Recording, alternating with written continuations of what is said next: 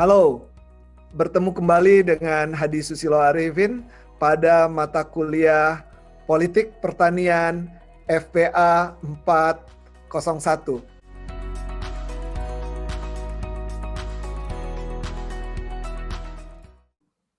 Topik yang akan diangkat pada minggu ini adalah pertanian dan lingkungan bagian pertama.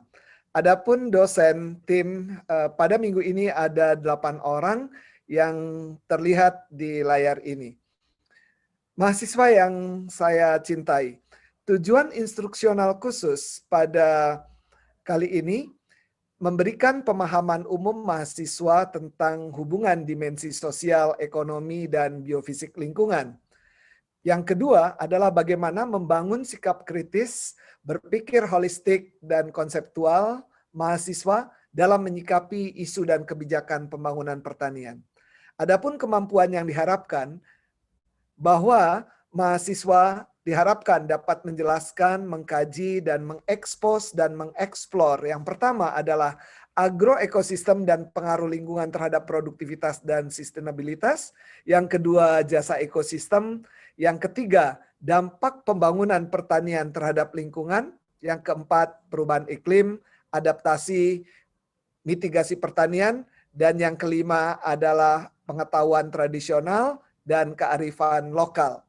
Mari kita masuk pada bagian yang pertama tentang agroekosistem dan pengaruh lingkungan terhadap produktivitas dan sustainabilitas. Yang kita lihat bahwa saat ini banyak sekali permasalahan peningkatan produksi pangan. Di antaranya karena ada jumlahnya peningkatan penduduk Indonesia. Bukan hanya di negara kita, tapi penduduk dunia. Dan di Indonesia sendiri setiap tahun terjadi kurang lebih 40.000 sampai dengan 110.000 hektar lahan sawah beralih fungsi menjadi ke lahan non pertanian. Dan juga terjadi pembukaan lahan baru, terutama sebenarnya untuk pertanian di luar Pulau Jawa belum mampu mengimbangi laju konversi lahan pertanian yang terjadi saat ini. Karena itu pembukaan lahan baru sebenarnya diharapkan mengarah ke tanah-tanah marginal atau tanah suboptimal yang kurang subur sebagai tanah gambut, tanah sulfat masam, tanah bekas tambang, dan lain-lainnya. Kalau kita lihat juga bagaimana faktor lingkungan mempengaruhi produktivitas. Di sini saya gambarkan di sebelah kanan atas bagaimana hubungan antara lingkungan dan pertanian. Dan ada 3 hal yang berpengaruh, yaitu kesuburan tanah, iklim, dan teknologi. Yang pertama tentang kesuburan tanah, kita juga melihat bahwa kesuburan tanah berbeda dari satu tempat dengan tempat lainnya. Yang kedua, bahwa faktor pembentuk tanah dalam bentuk bahan induk, iklim, topografi, organisme, dan waktu membentuk tanah dengan tingkat kesuburan tertentu. Dan yang ketiga, bahwa tanah dari bahan vulkanik seperti yang ada di Jawa ternyata lebih subur daripada tanah misalnya yang ada di Kalimantan dari bahan sedimen.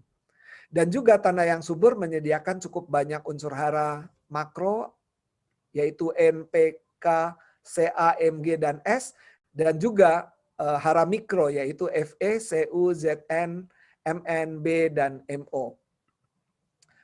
Faktor yang kedua adalah iklim. Nah, di sini kita juga tahu bahwa iklim menentukan jenis-jenis tanaman. Misalnya saja antara suhu dan curah hujan, kita lihat misalnya suhu yang rendah akan cocok dengan tanaman kina, teh, sayuran dataran tinggi. Sehingga kita lihat di pulau-pulau Jawa ya, dataran tinggi itu banyak ditumbuhi oleh jenis-jenis ini karena memiliki suhu yang rendah. Kemudian suhu yang tinggi lebih cocok untuk kelapa sawit, karet, dan kelapa. Di lain pihak, curah hujan yang tinggi ini sangat sesuai untuk padi, kedelai, jagung, dan sawit karet. Sedangkan curah hujan yang rendah akan cocok untuk tembakau, mangga, lengkeng, cendana, dan jati. Bagaimana dengan teknologi? Ternyata kemajuan teknologi dapat meningkatkan kemampuan dan kesuburan lahan. Nah, beberapa contoh teknologi, misalnya teknologi pengaturan air, terutama di lahan gambut, ini dilakukan untuk tanaman akasia dan sawit. Kemudian ada lagi teknologi artificial soil, di mana menghasilkan topsoil buatan. Ini yang dapat dihamparkan pada tanah marginal atau tanah berbatu, atau nanti kita berikan contoh misalnya lahan-lahan pasca tambang. Kemudian teknologi rekayasa genetik. Ini yang dapat merekayasa misalnya sayuran dataran tinggi bisa ditumbuhkan di dataran rendah. Teknologi di tanah gambut. Seperti yang terlihat di gambar, bahwa tanah gambut umumnya tergenang air dan mempunyai unsur hara yang sangat sedikit. Kemudian dengan dilakukannya teknik pengaturan air dan pengaturan pupuk yang baik, gambut dapat digunakan untuk tanaman akasia, untuk kelapa sawit, yang pada umumnya biasa tumbuh di lahan kering. Kemudian akasia sebagai bahan baku pulp dan sawit menghasilkan minyak nabati dan bahan baku biodiesel. Saya lanjutkan, berikutnya bagaimana teknologi artificial soil dan bangunan konservasi di lahan bekas gambut. Jadi membuat artificial soil di bahan organik, pupuk, bahan subsoil, dan bahan lainnya yang menghamparkan pada lahan tandus, misalnya saja di bekas area tambang. Nah, hal ini dapat menjaga agar topsoil tidak tererosi dengan membuat bangunan-bangunan konservasi. Seperti yang terlihat di gambar, apakah kita membuat terasering dan sebagainya. Kemudian peningkatan produksi dan keseimbangan untuk menjaga kelestarian lingkungan. Hal ini misalnya saja kita harus tahu untuk meningkatkan produksi kita tidak boleh mengorbankan kelestarian lingkungan. Yaitu misalnya dilarang membuka lahan pada lereng yang terjal. Karena akan menyebabkan erosi di bagian hulu dan terjadinya sedimentasi di bawah. Kemudian juga apabila ketemu dengan kubah gambut atau pit dome, di sini lahan gambut perlu dijaga karena merupakan sumber air. Dan begitu juga di kawasan kars, ini juga memiliki keunikan dan biasanya sebagai sumber air perlu kita lestarikan. Kita masuk pada bagian kedua tentang jasa ekosistem. Jasa ekosistem ini sering juga disebut dengan jasa lingkungan atau juga jasa lanskap. Ketika kita berbicara jasa, maka di sini ada payment, ya, yang kita sebut dengan bagaimana kemauan orang membayar jasa tersebut atau willingness to pay. Nah, karena itu orang yang menerima jasa harusnya memberi pembayaran kepada orang yang memberi jasa. Kita sebut dengan payment for environmental services atau disingkat menjadi PES. Nah, jasa lingkungan sendiri, definisi dari jasa lingkungan adalah produk sumber daya alam hayati dan ekosistemnya yang berupa manfaat langsung dan atau manfaat yang tidak langsung. Jadi contohnya jasa wisata alam, jasa perlindungan tata air, kesuburan tanah, pengendalian erosi dan banjir, dan juga keindahan dan keunikan alam, remarkable landscape, dan lalu penyerapan dan penyimpanan karbon. Karena itu pemanfaatan jasa lingkungan merupakan upaya pemanfaatan potensi jasa, baik berupa jasa penyediaan, jasa pengaturan, jasa budaya, maupun jasa pendukung dari suatu ekosistem. Kemudian jasa lingkungan sendiri dihasilkan dari berbagai jenis penggunaan lahan. Itu bisa dari ekosistem hutan, ekosistem pertanian, atau juga perairan baik air tawar maupun perairan laut. Kalau kita lihat beberapa kegiatan yang bisa diklaim sebagai jasa lingkungan, salah satunya adalah penyerapan karbon. Kemudian manajemen sumber daya air, perlindungan fisik dan kesuburan tanah. Jadi ini ketiganya adalah tata udara, tata air, dan tata tanah. Kemudian juga jasa bagaimana kita mengkonservasi keanekaragaman hayati pertanian. Jadi keanekaragaman hayati pertanian baik flora dan fauna, kita lakukan konservasi, dan pasti ada jasa yang diberikan dan diterima oleh pihak lain. Dan hal ini juga perlu dilakukan bagaimana imbalan jasanya nanti ya. Kemudian yang terakhir contoh adalah menjaga keindahan lanskap khususnya bagi daerah-daerah yang memiliki remarkable landscape. Saya yakin bahwa landscape pertanian, landscape hutan banyak sekali yang memiliki keindahan-keindahan lanskap atau landscape beautification. Dan biasanya jasa lingkungan ini mengacu pada triple bottom line benefit. Jadi ada 3 hal dasar yang akan dipenuhi dari jasa lingkungan, yaitu bagaimana komunitas manusianya sendiri, kemudian tentu jasanya dari ekosistem, yaitu yang kita sebut dengan planet, kemudian bagaimana mendapatkan suatu keuntungan ya bagi masyarakat, baik yang memberikan jasa maupun yang menerima jasa lingkungan itu sendiri. Kemudian berikutnya kita masuk pada dampak pembangunan pertanian terhadap lingkungan.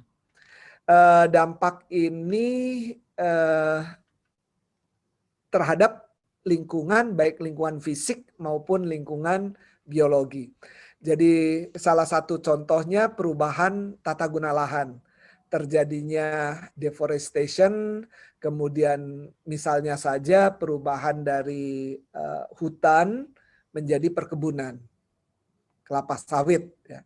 Nah ini bisa mempengaruhi siklus haranya, siklus airnya, dan juga misalnya terjadi pencemaran lingkungan karena adanya kerusakan tanah. Hal ini juga berdampak pada pencemaran air dan tanah, misalnya akibat dari penggunaan pestisida. Ya, kemudian pupuk yang berlebihan. Berikutnya juga hilangnya keanekaragaman hayati. Jadi menurunnya keragaman genetik, keragaman jenis atau spesies maupun kelimpahan individu. Dan ini bisa berdampak pada hilangnya berbagai jenis tanaman lokal. Dan ketika jenis-jenis itu hilang, maka tidak mungkin kembali. Karena itu jasa lingkungan tadi yang pada bab berikutnya sangat diperlukan untuk mengkonservasi keanekaragaman hayati pertanian. Yang keempat, yaitu misalnya adanya ledakan hama dan penyakit, ya, outbreak, pest and disease.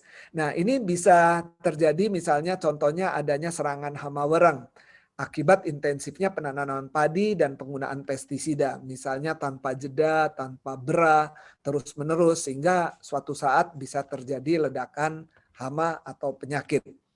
Berikutnya juga contoh disertifikasi. Jadi penggurunan lahan yang hijau karena akibat dari lingkungan yang berubah, maka terjadilah penggurunan. Kemudian munculnya jenis-jenis tanaman budidaya baru. Ya, ini juga bisa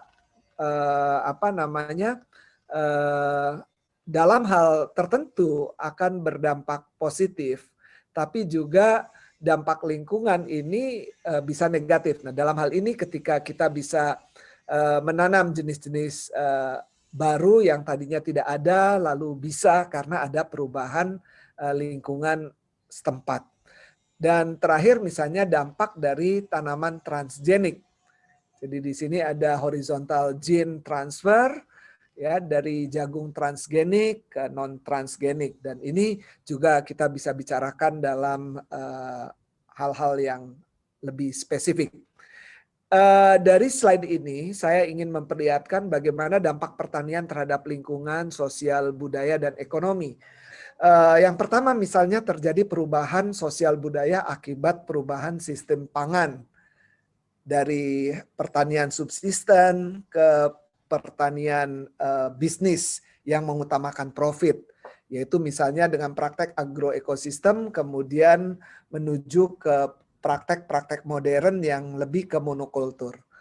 Perubahan budaya akibat perubahan teknologi pertanian contohnya juga banyak, antara lain misalnya sebelum ada pestisida, ada praktek minam padi di sawah, tapi setelah ada pestisida, pencemaran, sehingga sawah tidak bisa lagi ditanami ikan. Juga sebelum ada traktor, kita jumpai kerbau, yaitu jenis hewan yang membantu petani pekerjaannya di sawah. Tapi setelah ada traktor, bisa saja jenis-jenis hewan tertentu juga sudah tidak terlihat lagi. Nah, hal ini mendorong perubahan budaya pertanian yang kemudian juga berdampak pada sosiokultural di pedesaan. Berikutnya perubahan budaya akibat konversi lahan juga banyak contohnya, misalnya petani kopi berubah menjadi petani sawit. Lalu meningkatnya pendapatan juga bisa mengubah kondisi sosial ekonomi dalam jangka pendek. Dan yang keempat, misalnya dampak globalisasi pada tingkat lokal, yaitu ketidakadilan sebagai dampak penguasaan kapital dan informasi. Jadi ini misalnya negara berkembang makin tergantung pada negara maju untuk berbagai macam hal ya. Kemudian kesenjangan ekonomi antara petani negara maju dan negara berkembang, dan juga adanya perubahan pada jenis-jenis komoditas yang ditanam. Di sini gambar sangat menarik bagaimana pertanian untuk pembangunan. Ini sebuah tantangan ya, challenging buat kita semua. Kita tahu bahwa adanya konversi lahan pertanian sekitar 110.000 hektar per tahun. Ini memang datanya data 6-7 tahun yang lalu. Lalu terjadi land grabbing, dan di sini Anda bisa lihat ya, sawah-sawah berubah menjadi pemukiman, dan bahkan suatu saat jangan-jangan kita akan bercocok tanam, menanam padi, menanam sawah di green top garden seperti yang terlihat di gambar bawah kanan ini. Ini bagian yang keempat tentang perubahan iklim, adaptasi, dan mitigasi pertanian. Di gambar ini kami perlihatkan bagaimana komponen ya, interaksi sistem pada suatu iklim di bumi, biotik dan abiotik. Ya, suatu siklus yang terjadi semua berhubungan, timbal balik ya, berputar sedemikian rupa mencapai suatu keseimbangan. Tapi manakala ada gangguan, entah itu memang gangguan alam atau gangguan dari manusia yang kita sebut dengan disturbance, maka bisa terjadi perubahan. Nah, untuk itu kita harus menyiapkan bagaimana adaptasinya, bagaimana mitigasinya. Di sini kita perlihatkan penyebab utama dari perubahan iklim, yaitu antropogenik, yaitu di mana perilaku manusia, tingkah laku manusia juga bisa menyebabkan meningkatnya gas rumah kaca. Kemudian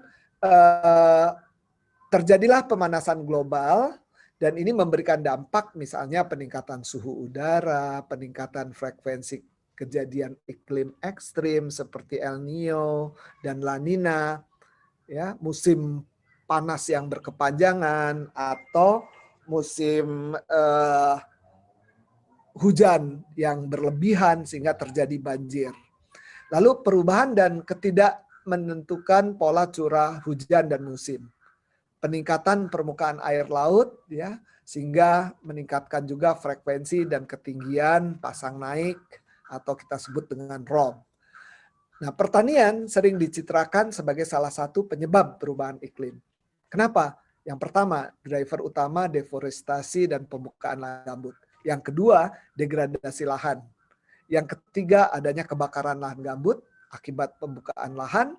Dan yang keempat, misalnya lahan sawah dan peternakan sebagai sumber gas rumah kaca. Sehingga dampak perubahan iklim antara lain penurunan sumber daya pertanian. Yang kedua, penurunan kapasitas infrastruktur pertanian. Yang ketiga, penurunan produktivitas. Nah, tentu di sini kami tuliskan penjelasannya lebih lanjut. Dan kita masuk bagaimana respon terhadap perubahan iklim yang tadi saya sebutkan bisa dilakukan dengan mitigasi, yaitu melakukan langkah pencegahan untuk penyebab perubahan iklim. Dan itu telah ada ya aturannya yang dituangkan melalui Peraturan Presiden nomor 61 tahun 2011. Kemudian juga di lain pihak juga bisa dilakukan dengan adaptasi, ya, melakukan langkah untuk menyesuaikan diri terhadap perubahan iklim. Sehingga di sini dilakukanlah strategi-strategi adaptasi. Di dalam PPT kami menguraikan lebih lengkap dan silakan saudara bisa membuka PPT-nya lebih detail. Di sini kami hanya menjelaskan bagaimana strategi dan kebijakan umum di dalam penanggulangan dampak perubahan iklim terhadap pertanian. Itu memposisikan program aksi adaptasi pada subsektor tanaman pangan sebagai prioritas utama agar peningkatan produksi dan ketahanan pangan nasional dapat dipertahankan. Implementasinya secara teknis yang pertama melakukan optimalisasi pengelolaan sumber daya lahan existing, sumber daya air dan irigasi. Yang kedua, penyesuaian pola tanam dan pengelolaan lahan, terutama tanaman pangan serta diversifikasi pertanian. Yang ketiga, perakitan teknologi adaptif dan ramah lingkungan. Di sebelah kanan, saudara-saudara mahasiswa yang saya cintai bisa melihat bagaimana proses adaptasi dan pemangku kepentingan yang terlibat dalam pengamatan, prediksi, dan interpretasi cuaca dan iklim. Ya, di sini kita bisa melihat bagaimana proses adaptasi, kemudian informasi pengamatan dan cuaca atau iklim, prediksi cuaca iklim dan perkiraan musim, lalu interpretasi perkiraan musim. Dan sisi kiri ini juga berhubungan dengan sisi kanannya, di mana di sini bagaimana stakeholder yang terlibat, ya, mulai dari lembaga pemerintah, macam-macam di sini, ya. Pada tahap berikutnya juga hampir serupa, lembaga pemerintah ini sangat berperan. Kemudian di sini ada implementasi dampak pemanfaatan teknologi, ya. Di sini ada pointer bagaimana menentukan kalender tanam, mendeliniasi wilayah rawan banjir atau rawan kekeringan, pemilihan jenis-jenis atau varietas yang unggul dan adaptif, kemudian sistem peringatan dini untuk OPT-nya, teknologi budidaya dan pengelolaan air, pengelolaan pupuk, dan kesuburan tanah. Saya kira kalau kita pahami ini, kita akan tahu bagaimana proses adaptasi dan pemangku kepentingan yang terlibat di dalam pengamatan dan prediksi dan interpretasi cuaca dan iklim. Bagian yang terakhir, saya akan menyampaikan tentang pengetahuan tradisional dan kearifan lokal. Indigenous knowledge atau pengetahuan tradisional ini merupakan bentuk kumulatif dari pengetahuan, praktek, dan kepercayaan yang terbentuk dari proses adaptif dan diturunkan antar generasi melalui transmisi kultural, meliputi hubungan antar makhluk, termasuk manusia di dalamnya, dan dengan lingkungannya. Nah, contoh-contohnya ini termasuk ya kepercayaan, pengetahuan dan teknologi, praktek-praktek, aturan-aturan, itu adalah bagian dari pengetahuan tradisional. Dan kalau masyarakat yang lebih baik bisa mengangkat pengetahuan tradisional ini menjadi pengetahuan modern yang lalu bisa diterangkan dengan cara ilmiah. Yang kedua, kearifan lokal atau kita sebut dengan local wisdom merupakan bagian dari budaya suatu masyarakat yang tidak dapat dipisah dari bahasa masyarakat itu sendiri, biasanya diwariskan secara turun-temurun dari satu generasi ke generasi melalui cerita dari mulut ke mulut. Nah, kearifan lokal ini sebagai suatu pengetahuan yang diterima oleh masyarakat lokal tertentu melalui kumpulan pengalaman dalam mencoba dan diintegrasikan dengan pemahaman terhadap budaya dan keadaan alamnya. Kita bandingkan bagaimana pengetahuan tradisional dengan ilmu modern. Jadi di sini ada sifat pendekatan sumber dan penyampaian ya.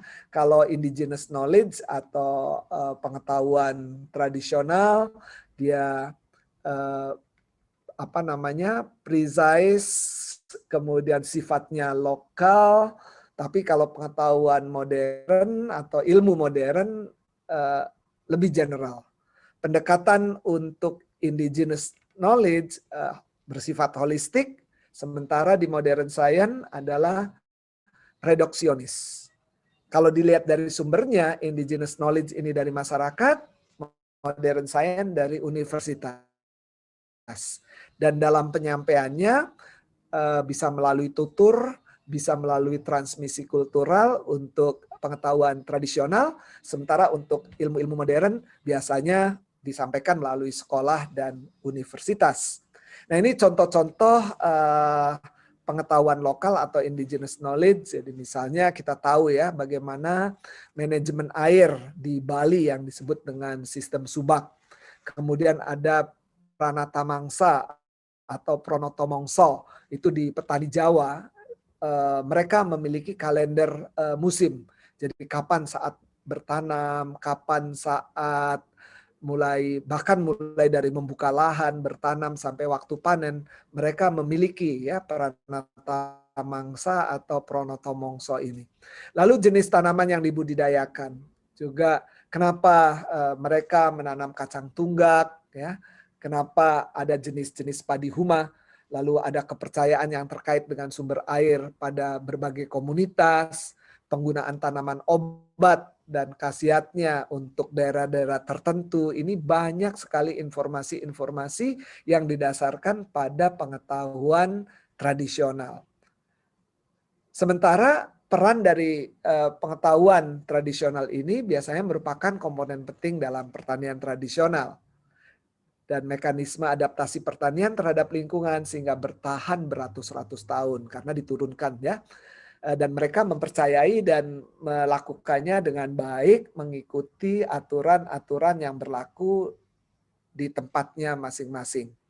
Kemudian sebagai rujukan untuk pengembangan pertanian di suatu daerah. Misalnya penggunaan jenis tanaman, varietas tertentu yang dibudidayakan, dan juga sistem peramalan hama dan sistem irigasinya. Dan ini merupakan bagian slide yang terakhir. Saya memberi contoh bagaimana suatu kearifan lokal yang ada di Pulau Bali yang sebagian besar masyarakat Hindu Bali, mereka memiliki filosofi Trihita Karana, di mana semua bagian mulai dari makrokosmos ke mikrokosmos hingga ke badan manusia sendiri, semua dibagi menjadi 3, yaitu bagian kepala, bagian badan, dan bagian kaki. Ya, bagian kepala merupakan parahyangan, bagian badan pawongan, dan bagian yang paling bawah kaki adalah palemahan. Jadi apakah ini diimplementasikan pada tata ruang mulai dari pulau ya, kemudian sampai wilayah-wilayah daerah aliran sungai, sampai wilayah-wilayah daerah pertanian, bahkan sampai pekarangan dan bangunan rumah itu sendiri. Semua dibagi menjadi 3. Bagaimana hubungan manusia dengan Tuhannya, parahyangan, manusia dengan manusia kita sebut pawongan, dan manusia dengan lingkungan disebut palemahan. Dari gambar ini, adik-adik mahasiswa yang saya cintai bisa melihat bagian dari pekarangan. Misalnya parahyangan itu selalu ditanami dengan bunga-bungaan karena dia dekat dengan pura keluarga ya atau merajan. Kemudian bagian pawongan adalah bagian yang memang untuk kebutuhan manusia gitu ya, di situ ada buah-buahan dan sebagainya, dan bagian palemahan masih di pekarangan ditujukan untuk tanaman-tanaman umbi misalnya atau tanaman lainnya. Begitu juga ternak biasanya ada di bagian palemahan. Sekali lagi ini adalah contoh ke local wisdom yang ada di Bali.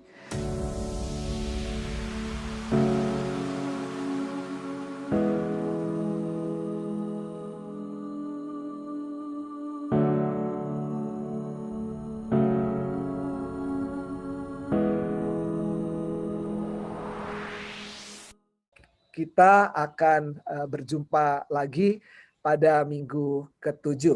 Mudah-mudahan video kali ini bisa dipahami dengan baik dan kita akan lanjutkan dengan diskusi ya. yang akan dipimpin oleh fasilitator dari para asisten. Sampai ketemu lagi. Terima kasih.